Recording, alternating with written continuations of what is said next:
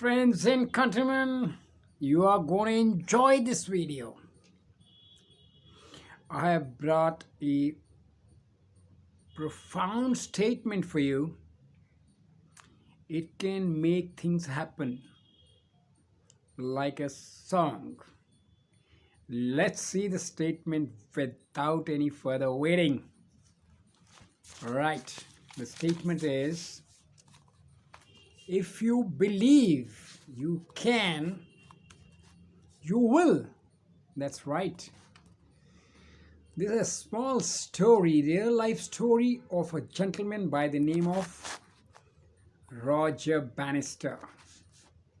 Roger Bannister was an athlete who practiced for months, years together to break that 1 mile record. And that was 4 minutes, under 4 minutes. No one was able to beat that record. Doctors, medical fraternity had announced publicly that no human being should attempt that record because it is beyond human endurance. Beyond human endurance. Can you believe it? Roger Bannister, for that one split second record, practiced for years and he did it. In 1954, the 1 mile record was broken by 0.01 seconds. Gentlemen, behold, ladies and gentlemen, 0.01 sec. That is the difference. And what happened during the next year? And next year, 20,000 athletes broke that record. Absolutely stunning and fantastic. So, my friends and countrymen, English language is like learning, is like breaking a record. You can break it. That's the power of belief. If you think you can, you will. So be with me for today's lovely learning. Right? But before that, I must tell you there is an announcement at the end of this video and 2-3 tasks also which you are going to do. Write them down in the comment box. And I want that this should be a participatory video in which learning is by give and take, by sharing the learning. That's it. So without further delay, let's go on further in the video. And for the learners, the first part, as I said, is for the beginners, the learners. Today we are going to use, or rather learn about IT. That's right. This is what you are going to learn today. It. Right? So, there are these sentences I have made for you. Kindly see them very carefully. And see if you can see me as well as what is being written out there. I think you can. So, yes. Right? So, it. And we are going to use the verb shine. So, these are some of the sentences. Let's see whether you understand them. They're simple. You understand them, and can you write them what you have understood. So essentially we are using the sentences with the 3 tenses. So let me see whether you can figure out which tenses are we using, present, past or future, whether it is a continuous one or is it a perfect one. So let's see. I am going to make your learning a bit difficult so that you pay attention, right? The first one is it shines. This is a present indefinite tense. It shines daily. It does not shine. Now we have used does. The verb does in the form in which it is required. It does not shine. right? It is a negative sentence. It shines, it does not shine. All you need to do is change the verb in its first form and add does not.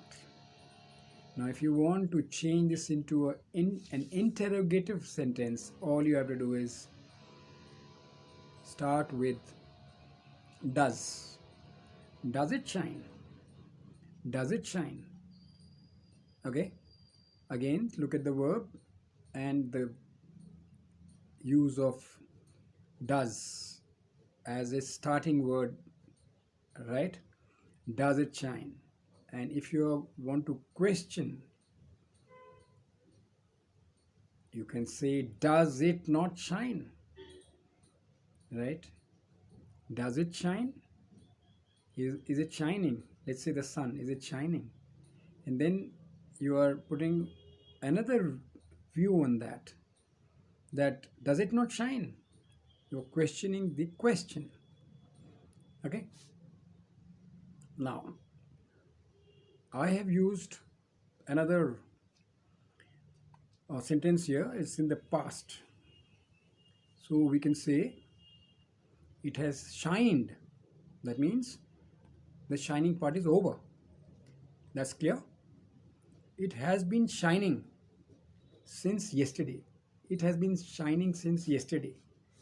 So the process was taking place of shining in the past. We can say another sentence is it shined yesterday. That means the process was complete yesterday. All these are past tenses. It did not shine. It did not shine. When did it shine? An interrogative question. When did it shine? And if it is a continuous one, it was shining yesterday.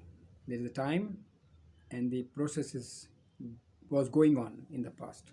The process of shining was going on in the past. It was shining. And if it was a perfect tense in the past, it had shined yesterday. It had shined yesterday. Right? Okay. So we're going to go further. We are talking about future now. Mark the sentences very carefully. It will shine tomorrow. It will be shining tomorrow. It will shine tomorrow. You're expressing a thought that the shining will take place. And next one is it will be shining tomorrow. That means it will be continuing to do so. And next one, if you put a time period to it, is it will be shining tomorrow at 2 p.m. So you put a time period and you use the article at. It will be shining tomorrow. Now we are going to use modal verbs and see how we can use the verb shine with it using modal verbs. We can certainly say it can shine tomorrow. It can shine tomorrow. But better will be if it may shine tomorrow. That means there is a possibility. This is a verb of possibility. It can shine tomorrow. It may shine tomorrow. It might shine tomorrow means the possibility is less, very much less. And if you are wanting it to shine, certainly, definitely, you can say it should shine tomorrow. It should shine tomorrow. If you are questioning whether it may or may not, you can use the word could. It could shine tomorrow. And if you want to put a negative sentence, it can be it could not shine yesterday. It could not shine yesterday. Right. Now we can use a term used to. It used to. Used to is used when something was expected to happen. So it used to rain there daily. It used to rain there every day. One more way in which you can use this sentence is when you say let something happen. So you use the term let it shine. Let shining take place. And last one is when you express the desire that something should have happened. So we can use the term it should have shined. Here you're expressing your desire. So I think the learners have got a fairly good idea as to how to use simple it in various forms depicting the tenses and the continuity or the perfect sense. So I hope you've enjoyed this. Let's move on to the advanced learners. Yes, and that is what I want to bring to you today, the power of advanced English. Right? I brought in just three statements and we are going to analyze them one by one. It will improve your English language even further. Believe you me, you can certainly add glitter and glamour to your language by using words, understanding their meanings, and then using them into your language, in your spoken or your written English. That's what I want. So let's begin this session for the advanced learners. Right?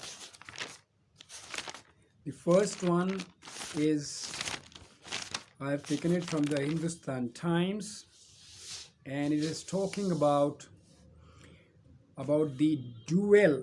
Duel is when two people are fully armed. They come to compete.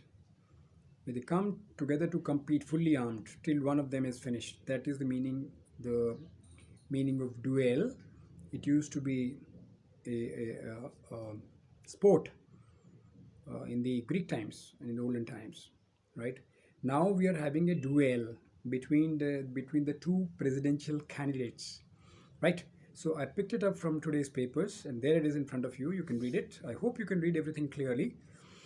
President Donald Trump and Democrat Joe Biden squared off.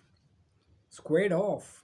First, I'll read the whole thing fully, and then we can come to analyze word by word.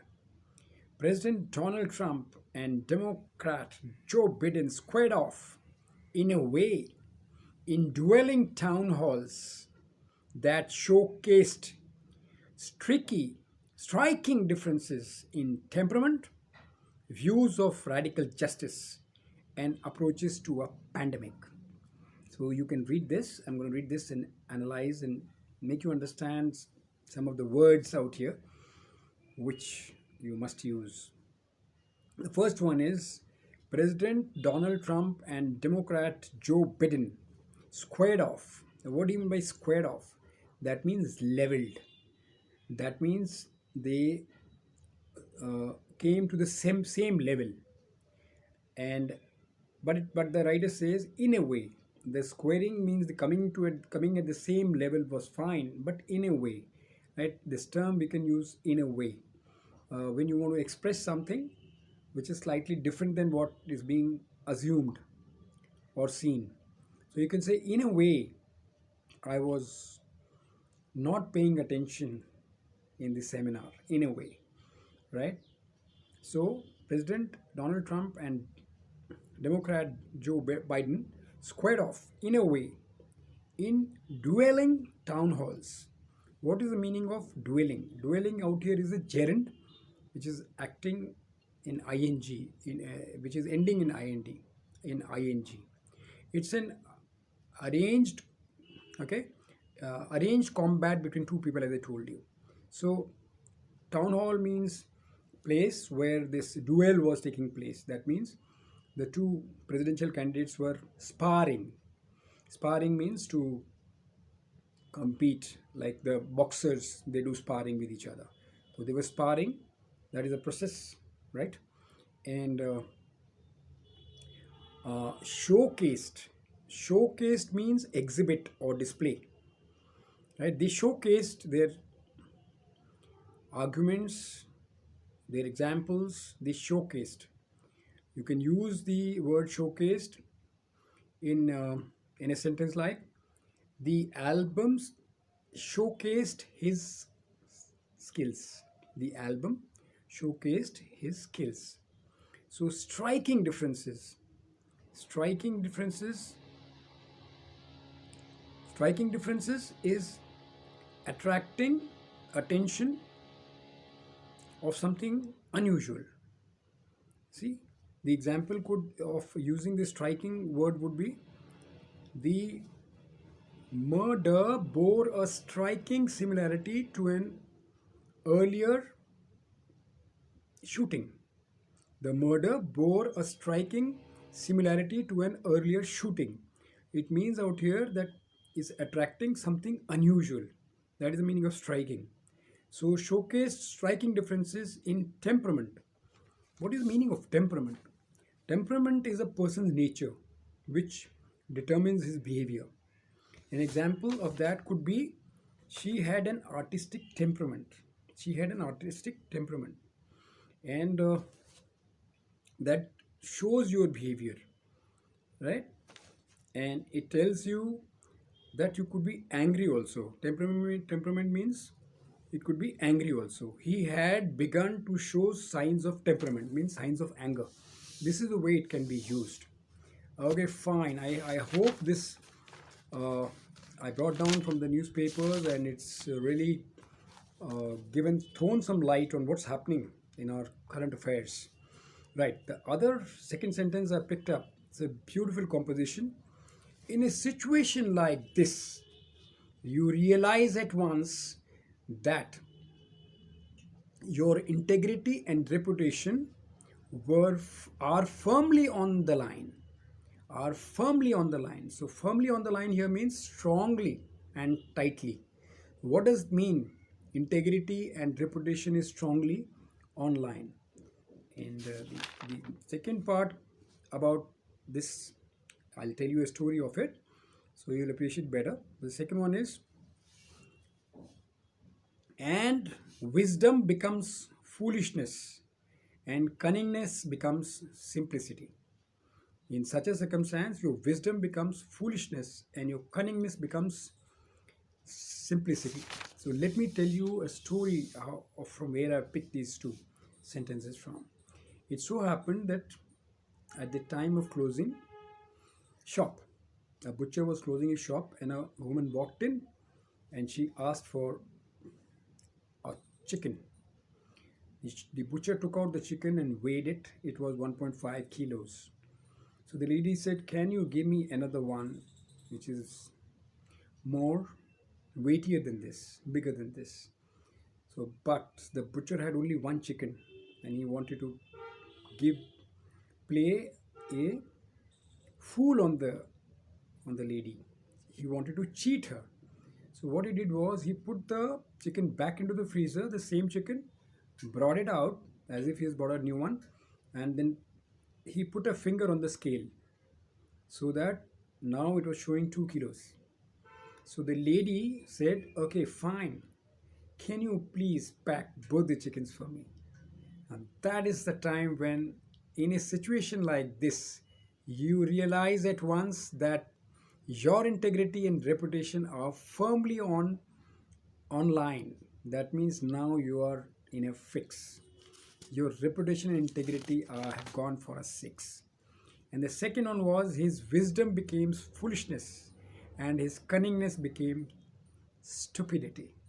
So I hope with this story you're able to differentiate between the various words I have used here.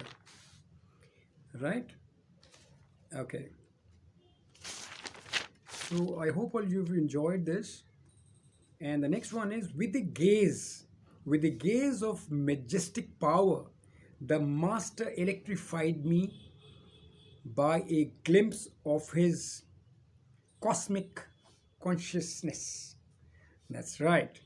With a gaze of majestic power, the master electrified me by a glimpse of his cosmic consciousness. Now, cosmic is cosmos, universe, and consciousness is your awareness. So the master gave one glimpse to the writer and he was electrified. let me give you the meanings of some of the words out here, word by word. Gaze. Gaze is to look steadily in admiration, or in, if you're stunned, if you're astonished. So it is you to look in admiration or astonishment. So he could only gaze in her eyes astonishingly, right? Astonishingly. Next is glimpse. Glimpse is a momentary partial view. He could see the, he could gaze the, he could glimpse the ocean. He could glimpse the ocean just for a second. So that is how you can use glimpse. And electrified is having sudden excitement. Having sudden excitement, or electricity, you know, if you, if electricity flows through a wire, we say the wire is electrified. But out here, the meaning of electrified is having sudden excitement. So you could use it in a sentence: an electrified audience. That's right, an electrified audience. I think you can see these again. If you have not been able to see, please see them. The words which I have explained have been marked. So I hope you have enjoyed this lesson on the advanced English part. And as usual, I always tell you that our purpose is that every Indian must know English speaking. That is our mission. And our central message is learn English and change your life. Learn English and change your life. I want you to write in the comment box your feedback and your understanding of the subject today, your comments about the video. So that gives us the support to make more such videos. And please, as always, don't forget to subscribe, like and share. This is Brahm Sharoha saying goodbye to you till we meet again. Thank you very much for watching.